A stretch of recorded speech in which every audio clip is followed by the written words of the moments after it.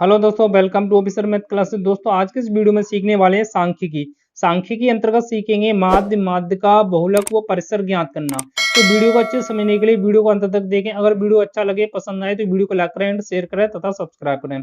तो बढ़ते आगे वीडियो की तरफ। तो सबसे पहले हम निकालने वाले हैं माध्य। तो यहाँ पे हमें कुछ संख्या दी गई है या कह सकते कुछ आंकड़े दिए गए हैं जिनका हमें माध्य निकालना है। तो आपको ध्यान रखना है कि माध्य निकालना और औसत निकालना दोनों एक ही प्रक्रिया होती है दोनों को निकालने की। जिस प्रकार हम औसत निकालते हैं, एवरेज निकालते हैं, उसी प्रकार हम माध्य भी निकालते हैं। तो माध्य निकालने के लिए हम क्या करेंगे, सबसे पहले यहाँ पे देखो जो संख्या दी गई है उनका योगफल ज्ञात कर लेंगे। क्या कर लेंगे? उनका योगफल। ठीक है। तो यहाँ पे देखो 2 और 4 6 और 6 12 और 20 20 और 10 30 30 और 40 42। ठीक है। तो इन संख्याओं का योगफल कितना आ गया? 42 आ गया। ठीक है। तो जब माध्य निकालेंगे तो माध्य बराबर एक लाइन खींचेंगे बट्टे की और अंश में लिखेंगे 42। ठीक है। अंश में कितना लिखेंगे? 42। यानी जो भी संख्या दी गई है उनका योगफल 42 आ गया।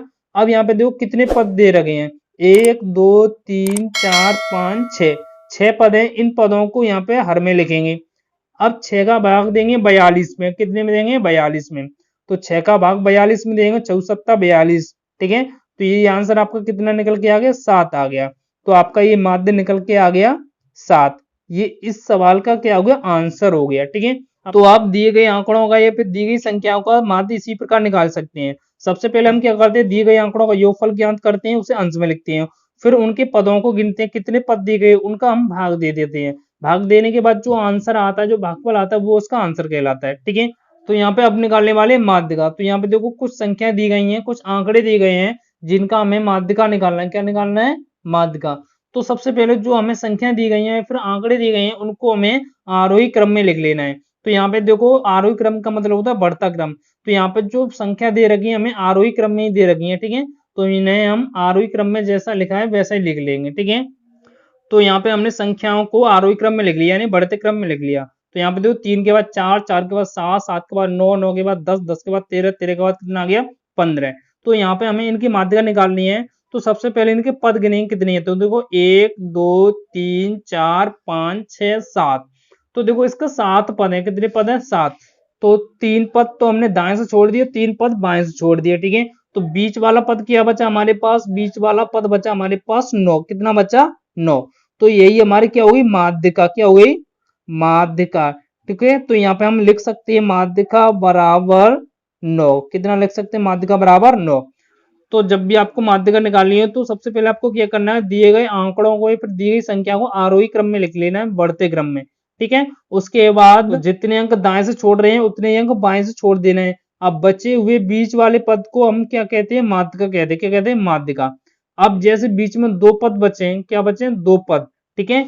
यानी यहाँ पे पदों की संख्या सम हो। सम का मतलब जैसे यहाँ पे पदों की संख्या 7 थी, अगर संख्या 8 होती तो कैसे करते? ठीक है। उसका एग्जाम्पल भी ले लेते हैं। तो देखो इन्हीं संख्याओं में हमने एक और संख्या बढ़ा दी लास्ट में। ठीक है। 17। अब यहाँ पे पदों की संख्या गिनेंगे कितनी है? 1 2 3 4 5 6 7 8। तो यहाँ पे देखो कितने टोटल पद हो रहे हैं? 8 पद हो रहे हैं। ठीक है। तो हम क्या करेंगे, जब 3 पद बाएं से छोड़ेंगे तो 3 ही पद दाएं से छोड़ेंगे और बचे हुए दोनों पदों का माध्यिका निकालना है। क्या निकालना है? माध्यिका।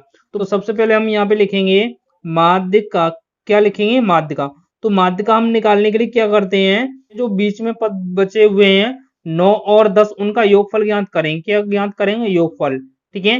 तो 10 और 9 कितना हो जाएगा? 19। 19 में ही 2 का भाग दे देंगे। कितने का भाग दे देंगे? ठीक है, 2 का। तो देखो 19 में 2 का भाग देने के बाद आ जाएगा आपका 9.5। ये आपके इस सवाल की क्या होगी? माध्यिका। ठीक है। देखो 9 के बाद और 10, ठीक है, इन दोनों के बीच में 9.5 ही आएगा। ठीक है, यहाँ पे। ठीक है। तो ये इस सवाल का आंसर हो गया। अब बढ़ते हैं बहुलक निकालने की तरफ। तो यहाँ पे देखो अब निकालने वाले हैं बहुलक। ठीक है। बहुलक निकालने के लिए हम क्या करते हैं, जो हमारे पास आंकड़े दिए गए हों या फिर जो संख्या दी गई हैं उन संख्याओं में देखेंगे कि जो संख्या सबसे अधिक बार आई है वही उसका क्या कहलाएगी? बहुलक कहलाएगी। जैसे यहाँ पे 1 है, एक यहाँ पे एक ही बार आया है केवल, और 3 भी एक ही बार आया है, मगर 5 यहाँ पे देखो 3 बार आया है, 4 भी एक बार आया है और 6 भी एक ही बार आया है। तो यहाँ पे देखेंगे जो संख्या सबसे अधिक बार आई होगी वही उसका बहुलक कहलाएगी। तो यहाँ पे देखो 5 कितनी बार आया है? 3 बार आया है। 5 कितनी बार आया है? 3। तो ये क्या कहलाएगा? इसका बहुलक कहलाएगा। क्या कहलाएगा? बहुलक। ये इसका क्या हो जाएगा? आंसर हो जाएगा। ठीक है। इसी प्रकार यहाँ पे अगला क्वेश्चन दिया गया है जिनका हमें क्या ज्ञात करना है? बहुलक ज्ञात करना है।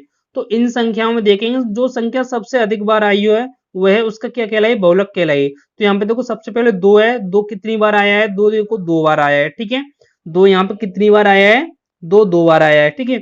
इसके बाद देखें 3, 3 कितनी बार आया है, ठीक है।